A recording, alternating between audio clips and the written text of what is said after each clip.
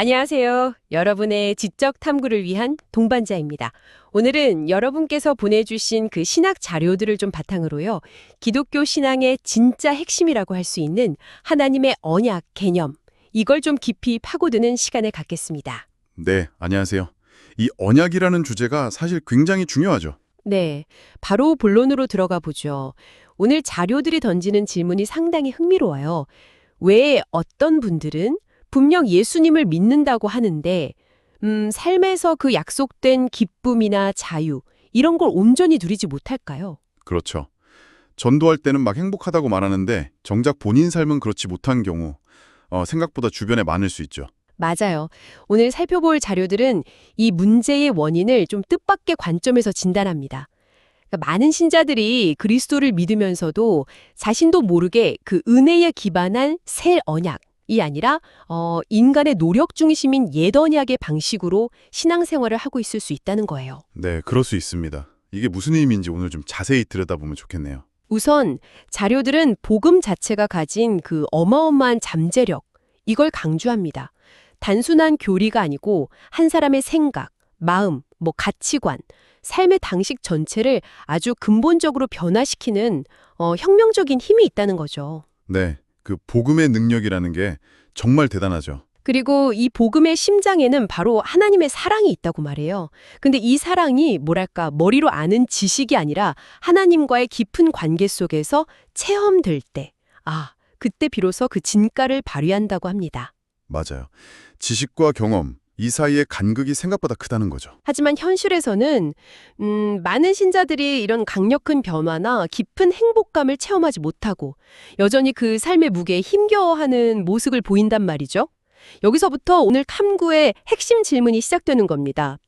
도대체 왜 이런 차이가 생길까요? 바로 그 지점입니다. 자료들은 이 경험의 부재가 단순히 개인의 노력 부족 문제라기보다는 하나님께서 제시하신 그 언약에 대한 오해와 아주 깊이 관련되어 있을 수 있다고 지적해요. 언약에 대한 오해요? 네. 복음의 그 사랑을 제대로 경험하지 못했기 때문에 상황에 흔들리지 않는 어떤 내면의 기쁨이나 자유, 이런 걸 놓치고 있다는 그런 진단이죠. 그럼 반대로 경험한 사람은 다르다는 거군요. 그렇죠. 이 사랑을 경험한 사람은 환경을 초월하는 평안을 누리고 세상을 보는 눈 자체가 달라지고 또 진정한 해방감을 맛본다고 합니다. 우리가 흔히 말하는 거듭난 삶, 영적인 삶이라는 게 바로 이 사랑 안에 거하는 상태, 이걸 의미한다고 보는 거죠. 그럼 어떻게 그 경험에 이를 수 있는지가 중요하겠네요. 맞습니다. 그래서 자료들은 성경에 나타난 두 가지 핵심 언약, 바로 옛 언약과 새 언약의 차이를 이해하는 것이 아주 결정적이라고 말합니다. 성경 전체가 사실상 이 하나님의 언약에 대한 이야기다, 이렇게 볼 수도 있겠군요. 그 중심에 옛 언약과 새 언약, 이 두 기둥이 서 있는 셈이고요. 네, 정확합니다. 이 두 언약이 성경에서 여러 이름으로 불리기도 하잖아요. 옛 언약은 모세율법, 시내산 언약, 첫째 언약 이렇게 불리고 네, 호렙산 언약이라고도 하죠. 맞다. 호렙산 언약. 그리고 새 언약은 그리스도의 법, 모압 땅 언약, 둘째 언약, 생명의 법 이렇게 다양하게 불리는데 이름은 달라도 핵심은 이 둘의 성격이 근본적으로 다르다. 이 점이겠죠? 네, 맞습니다. 둘 다 물론 하나님의 약속이지만 그 작동 방식이나 결과가 판이하게 달라요. 우선 옛 언약부터 좀 살펴볼까요? 네, 좋습니다. 옛 언약은 잘 아시다시피 시내산에서 모세를 중개자로 해서 이스라엘 백성에게 주어졌습니다. 핵심 특징은 바로 조건부라는 거예요. 조건부요? 네, 너희가 이 율법을 지켜 행하면 복을 받고 그렇지 않으면 저주를 받으리라. 이런 식의 쌍방 계약이었던 거죠. 지켜야만 뭔가를 받을 수 있는 그런 계약. 그렇죠. 여기서 또 흥미로운 점이 신명기 5장을 보면 이 언약이 아브라함 같은 그 믿음의 조상들하고 맺은 게 아니라고 나와요. 네, 아브라함이랑 맺은 게 아니라고요? 네, 출애굽 당시에 광야에 있던 바로 그 세대 사람들, 그 사람들에게 주어진 것이라고 명시합니다. 그러니까 아브라함에게 약속된 그 씨, 즉 그리스도를 통한 전 세계적인 축복이나 성령의 약속과는 좀 별개의 특정 시대와 백성을 대상으로 한 언약이었다는 거죠. 와, 그건 좀 새로운 관점인데요. 아브라함 언약과는 분리해서 봐야 한다는 거군요. 네, 그 성격이 좀 다르다는 걸 이해하는 게 중요합니다. 그리고 또 하나, 중보자가 약점을 가진 인간, 즉 모세였다는 점도 중요해요. 백성들이 하나님께 직접 나아가지 못하고 모세를 통해서 말씀을 들어야 했죠. 그렇죠. 이건 후에 우리가 살펴볼 새 언약에서 완전하신 그리스도께서 직접 우리 안에 거하시면서 인도하시는 것과는 아주 대조적인 모습입니다. 그런데 여기서 많은 분들이 궁금해하실 것 같아요. 저도 그렇고요. 하나님은 왜 인간이 지킬 수도 없는 율법을 주셨을까요? 어차피 실패할 걸 아시면서 말이죠. 이건 뭐 실패하라고 주신 것처럼 들릴 수도 있잖아요. 정말 중요한 질문이십니다. 자료들이 바로 이 지점에서 우리가 오해하기 쉽다고 아주 강조해요. 옛 언약, 그러니까 율법은 이걸 지켜서 스스로 의로워져라 이런 목적으로 주신 게 아니라는 겁니다. 목적이 그게 아니었다. 네, 하나님은 인간의 그 죄성 때문에 그 거룩한 법을 온전히 지킬 수 없다는 사실을 이미 다 알고 계셨어요. 그럼 진짜 목적은 뭐였을까요? 목적은 크게 세 가지로 요약해 볼 수 있습니다. 첫째는 인간 내면에 얼마나 깊은 죄성이 자리 잡고 있는지 깨닫게 하기 위해서예요. 율법이라는 거울 앞에 서면 자신의 부족함, 죄가 더 선명하게 드러나니까요. 내 죄를 보게 만드는 거울 역할. 그렇죠. 둘째는 인간 자신의 힘으로는 결코 하나님의 기준에 도달할 수 없다. 이 절망적인 현실을 직시하게 하기 위해서입니다. 선악과는 알지만 선을 행할 능력이 없는 상태, 그걸 깨닫게 하는 거죠. 스스로는 안 된다는 걸 깨닫게 하는 거군요. 네. 그리고 셋째, 바로 이 절망감과 한계를 통해서 이 율법을 완전히 이루실 다른 구원자, 즉 메시아를 간절히 기다리게 만드는 역할입니다. 아하. 옛 언약은 그러니까 장차올 새 언약의 그림자이자 안내자였던 셈이에요. 율법 앞에서 좌절할수록 구원자에 대한 갈망은 더 커지게 되는 거죠. 그렇군요. 그러니까 옛 언약은 그 자체로 끝이 아니라 우리 스스로는 불가능하다는 걸 깨닫고 다른 길, 즉 하나님이 예비하신 구원의 길로 나아가게 하는 과정이었다. 뭐 이런 거네요. 네, 맞습니다. 그 다른 길이 바로 새 언약인 거고요. 그렇군요.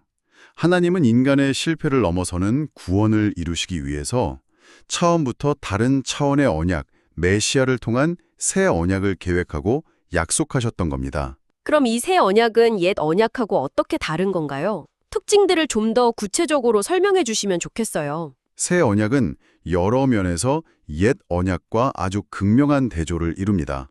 첫째, 중보자가 인간 모세가 아니라 완전하신 예수 그리스도시죠. 네. 둘째, 인간의 죄악된 본성 위에 세워진 게 아니라 그리스도 안에서 주어지는 새 생명 위에 세워집니다. 그리고 셋째, 이게 가장 중요한 차이인데 네가 지키면 이런 조건부가 아니라 하나님께서 내가 너에게 이렇게 해주겠다고 일방적으로 선언하시고 맹세로 보증하시는 약속이라는 점이에요. 하나님의 일방적인 약속? 거기다 맹세까지 하셨다. 그 내용은 뭔가요? 하나님이 뭘 해주시겠다고 약속하신 거죠? 구체적으로? 그 약속의 핵심 내용이 이미 구약, 신명기, 특히 29장하고 30장에 예고되어 있어요. 신명기 29장 1절을 보면 호렙산, 즉 시내산 언약 외 모압 땅에서 가나안에 들어갈 다음 세대와 세우시는 두 번째 언약, 다시 말해 새 언약이 있음을 명시합니다. 모압 땅에서 맺은 두 번째 언약. 네, 여기서 신명기 29장 4절이 아주 의미심장한데요. 그러나 깨닫는 마음과 보는 눈과 듣는 귀는 오늘 여호와께서 너희에게 주지 아니하셨느니라, 이런 구절이 있어요. 깨닫는 마음, 보는 눈, 듣는 귀를 주지 않으셨다? 네, 구약 백성들이 아무리 놀라운 기적을 봤어도 영적인 실제를 깨닫는 마음이나 보는 눈, 듣는 귀는 아직 온전히 열리지 않았다는 거죠. 이 자료들은 이게 신약시대 새 언약의 중보자이신 예수님이 오셔서 성령을 보내주셔야 비로소 가능해진다고 설명합니다. 성령님이 오셔야. 그렇죠.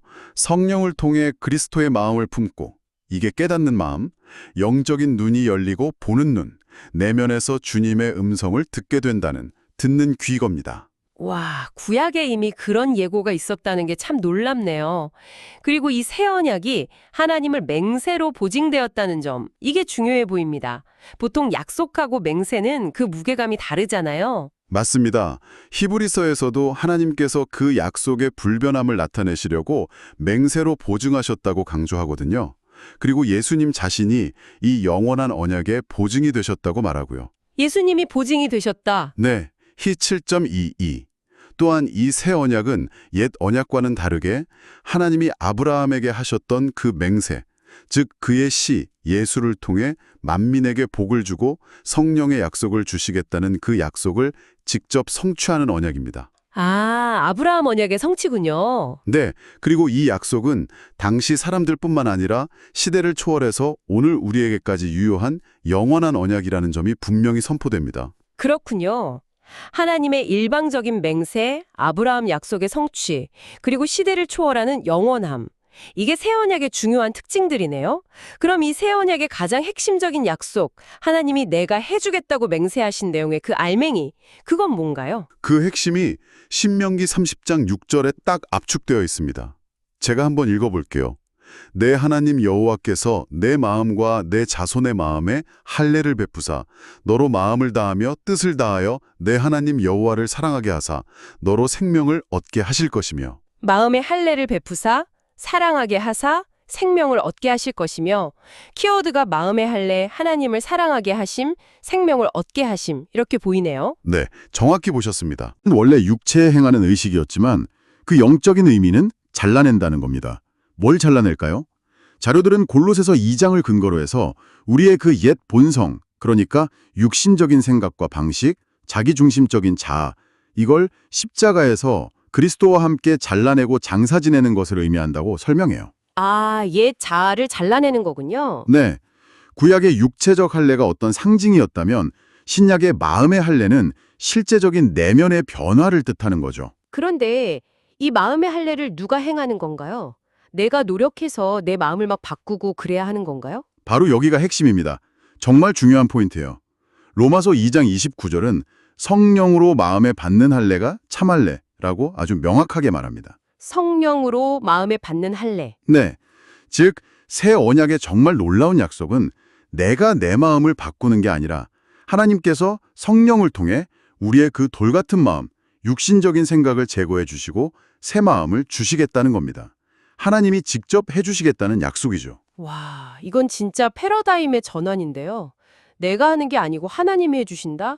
그럼 그 결과는 어떻게 나타나나요? 마음의 할례를 받으면요. 하나님께서 이렇게 마음의 할례를 행하시면 첫째, 비로소 우리가 마음과 뜻을 다해서 하나님을 사랑할 수 있게 됩니다. 이전에는 이게 불가능했거든요. 네. 둘째, 여기서 말하는 생명은 그냥 살아있는 상태, 비오스가 아니라 하나님의 신적인 생명, 조회, 즉 영원한 생명, 거듭난 생명을 의미합니다.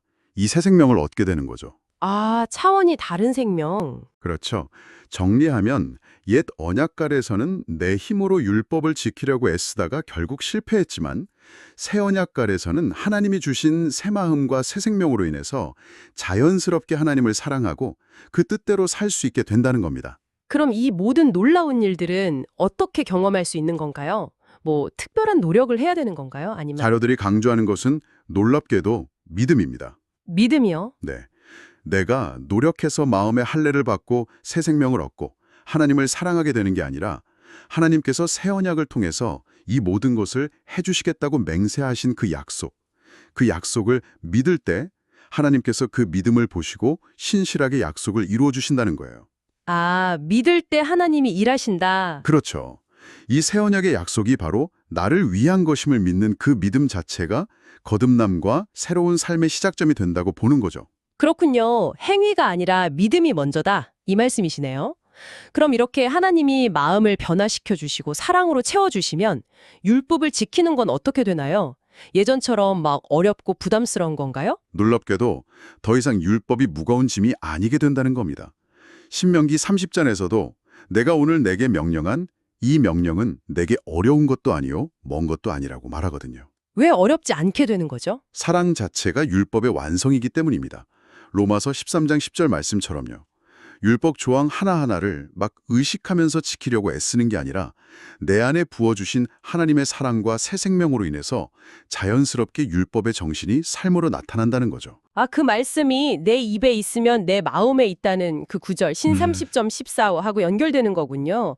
멀리 있는 법전을 찾아 지키는 게 아니라 내 안에서 말씀하시는 주님의 음성을 듣고 믿음으로 반응할 때 그 말씀이 삶에서 이루어지는 경험을 하게 된다는 거네요. 네, 바로 그겁니다.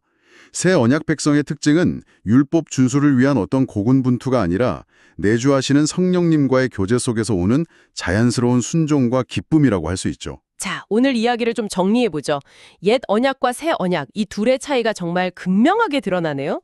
옛 언약은 외적인 규칙, 인간의 노력, 죄를 깨닫게 하는 것, 그리고 결국 그리스도께로 인도하는 역할, 여기에 초점이 맞춰져 있었고요. 네.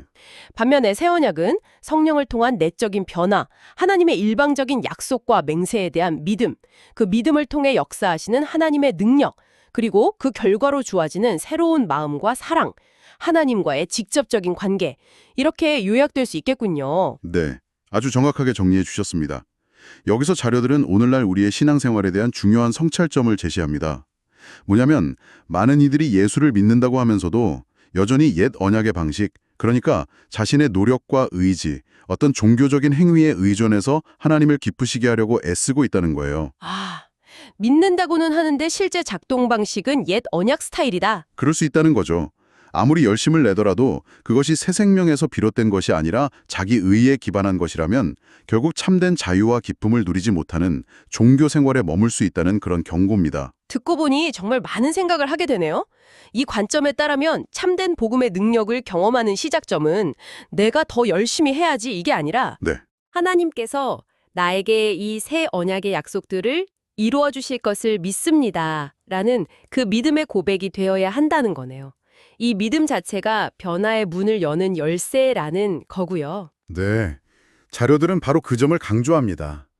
어떤 행위 이전에 하나님께서 맹세로 약속하신 그 새 언약의 실제, 마음의 할례, 새 생명, 부어주시는 사랑, 이게 바로 나에게 이루어질 것을 먼저 믿음으로 받아들이는 것.